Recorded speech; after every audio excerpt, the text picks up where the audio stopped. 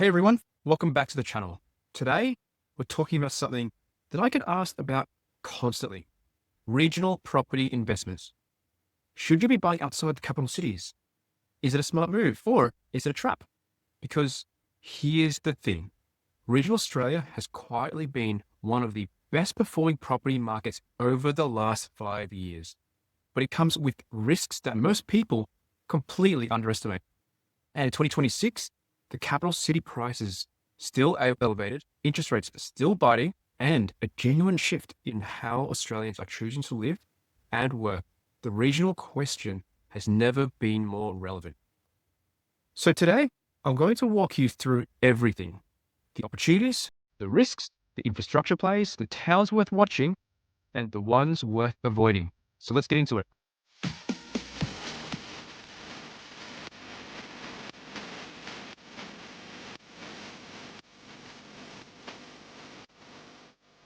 So I want to take you back a few years. Pre-pandemic, regional property was largely seen as a consolation prize. You bought regional if you couldn't afford the city. That perception has fundamentally shifted. During COVID, we saw the largest internal migration event in Australia's modern history. Hundreds of thousands of people left Sydney and Melbourne for regional areas. They wanted space, they wanted affordability, they wanted lifestyle. At remote work, we made it all possible. Towns like Ballarat, Geelong, Bendigo, the Sunshine Coast, Wollongong, Byron Bay, and the Hunter Valley region all experienced extraordinary price growth. Some regional markets doubled in value between 2022 and 2023. Now, some of that was COVID era sugar hits.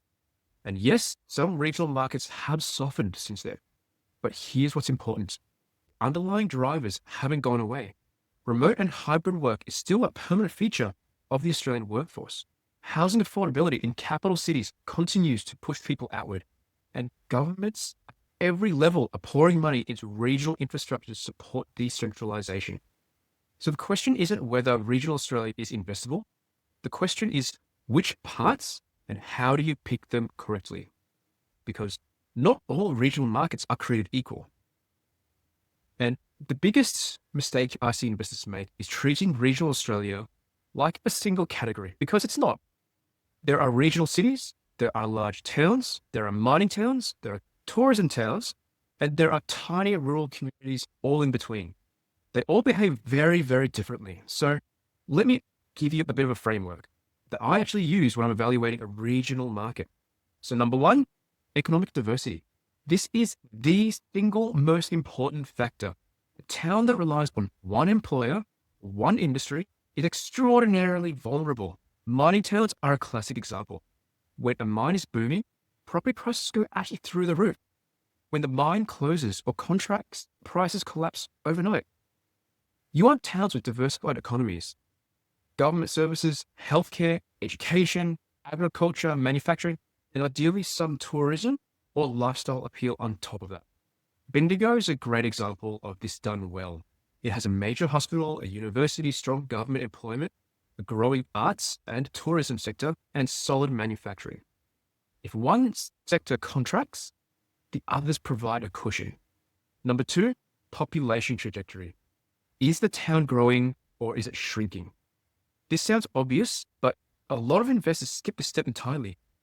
Check the ABS population data. Look at birth rates, international migration trends, and overseas migration patterns for that region. A town that's been losing population for 20 years is not suddenly going to reverse because you bought an investment property there. Number three, infrastructure investments. This is the play most investors overlook completely. Government infrastructure spend is one of the most reliable leading indicators of property price growth. When a new hospital gets announced, when a new highway bypass gets funded, when the fast rail connection gets committed, property in the area moves. I'll go deeper on specific infrastructure plays in a moment, but the principle is follow the government money. Number four, rental yield and vacancy rates. Regional markets offer significantly higher gross yields than capital cities. You can find properties yielding 5, 6, even 7% in some regional areas compared to 3 to 3.5 in Sydney or Melbourne. But you need to check the local vacancy rate just as carefully as you would in any capital city market. High yield means nothing if your property sits vacant for 3 months every year.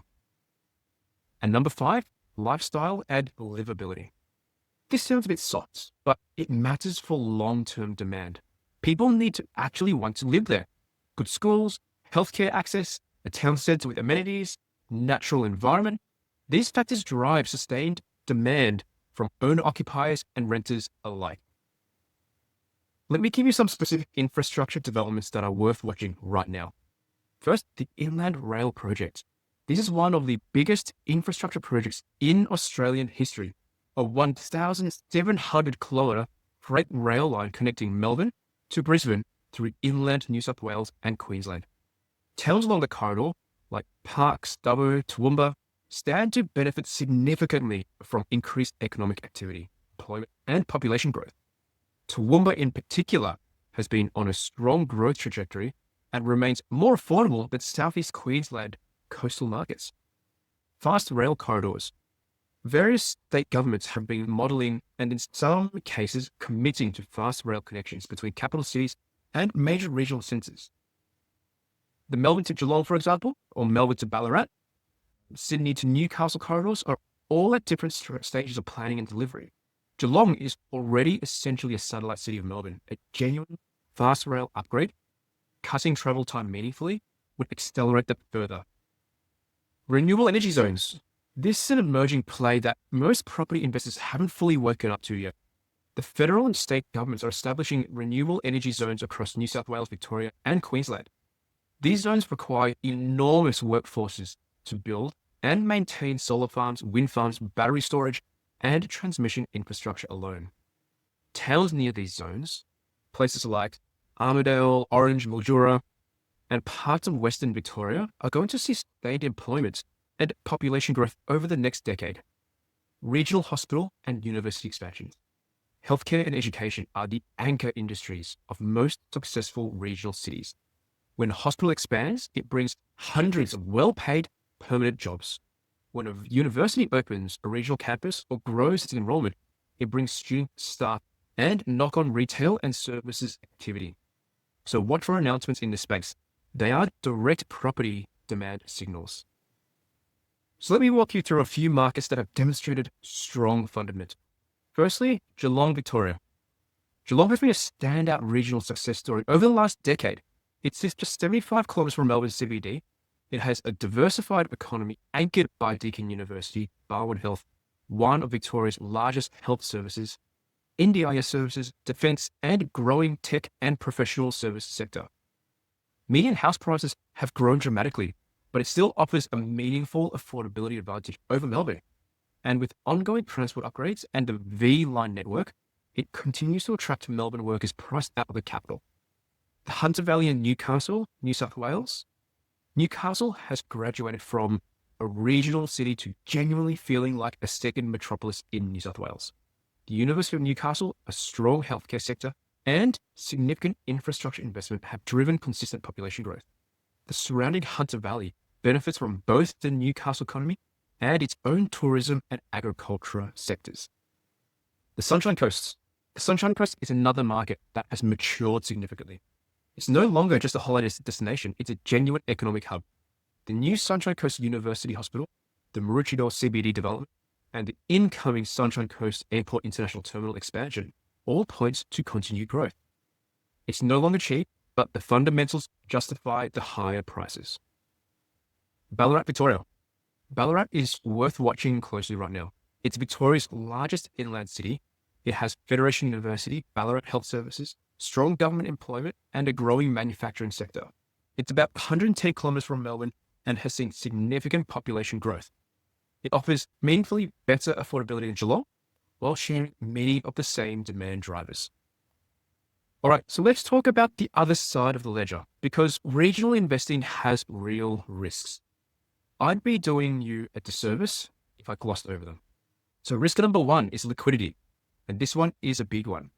In a capital city, if you need to sell your property quickly, there's a deep pool of buyers.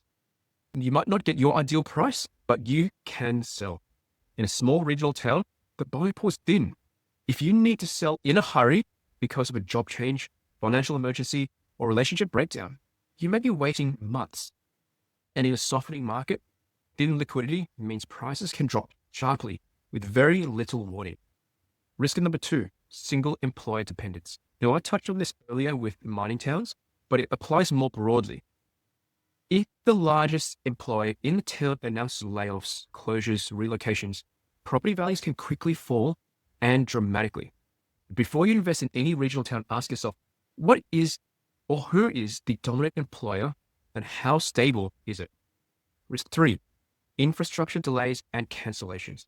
You might buy in a regional area specifically because a major infrastructure project has been announced, but announcements are not deliveries. Australian infrastructure projects are notorious for delays, cost blowouts, and in some cases, cancellations. So do not pay a premium for future infrastructure that hasn't been confirmed, funded, and contracted. So risk number 4, insurance and climate risk. This is an increasingly important consideration. Many regional areas in Australia, particularly Queensland, northern New South Wales, and parts of Western Australia, face elevated risks from flooding, cyclones, and bushfires. And insurance premiums in these areas have risen dramatically in recent years. Some properties in high-risk zones are becoming functionally uninsurable. Before you buy anything regional, get a precise understanding of the flood overlays, the fire risk ratings, and the current insurance costs. Not the quote from 3 years ago, but the current market rate. And risk 5, vacancy and tenancy quality. The regional rental markets can be less stable than capital markets. Tenant pools are smaller, so finding a good tenant can take longer. And when local economic conditions soften, vacancy rates can actually spike very quickly. Make sure your cash flow modeling accounts for a realistic vacancy buffer, not the best case scenario. So let me zoom out for the moment and address the big picture question. Is decentralization a lasting trend, or was it a COVID blip? And the honest answer here is, it's honestly both. In the extreme version, people are moving to Byron Bay or to Mornington Peninsula to work remotely full-time. That was partially reversed. Many employers have called workers back to the office. Some of the most speculative regional price growth has actually corrected, but the underlying shift is real and it is permanent. Hybrid work is here to stay though. Housing affordability continues to push people outward, and regional infrastructure investment driven by both political and economic imperatives continues to improve livability outside the major capitals. The people who will do best out of regional investing are not those chasing the COVID era momentum. They are the investors who identify towns with strong economic fundamentals, good infrastructure pipelines, and genuine population growth, and buy with a 10-year horizon. Regional Australia is not a get-rich-quick strategy. It is a patient, research-driven play. But for the right investor, in the right market, it can deliver outstanding long-term returns. So before I wrap up, let me give you the practical checklist. 1, do your own research on the ground. Drive through the town, walk the main street. Are there empty shop fronts or is it buzzing? Are people moving in or moving out? No amount of data replaces the ground level feel of a market. 2, talk to local property managers before you buy. Not just selling agents, property managers. They will tell you honestly what the vacancy rate is, what tenants are looking for, and what rents are achievable, and what the local market is really doing. 3, model conservatively. Use a vacancy rate assumption of at least 4 weeks per year. Use a rental growth assumption that's below recent trends, not above them. Stress test your cash flow at an interest rate at 1 to 1.5% higher than your current rate. If the numbers still work under conservative assumptions, you have a resilient investment. 4, understand the local planning environments. Some regional councils are extremely development friendly. Others are very restricted and slow. This affects both future supply, which impacts your yields and capital growth, and your ability to renovate or develop if you choose to add value. And 5, build relationships with local operators. Good local buyer's agent, property manager, and accountants who specialize in regional markets are worth their weight in gold. They know things that no online research will tell you. So regional Australia offers some of the most compelling property investment opportunities available in this market right now. But it rewards the patient, the prepared, and the well-researched. And unfortunately, it punishes the speculative, the rushed, and the uninformed. If you take one thing from this video, let it be this. Not all regional is the same. Do the work, follow the infrastructure, check the economics, and buy with a long-term mindset. Now, if you want help identifying which regional markets fit your investment strategy, I work with investors across Australia as a licensed buyer's agent. The link to book a call is in the description below. And if you found this video useful, please hit the like button and subscribe. Genuinely helps more people find this content. See you in the next one.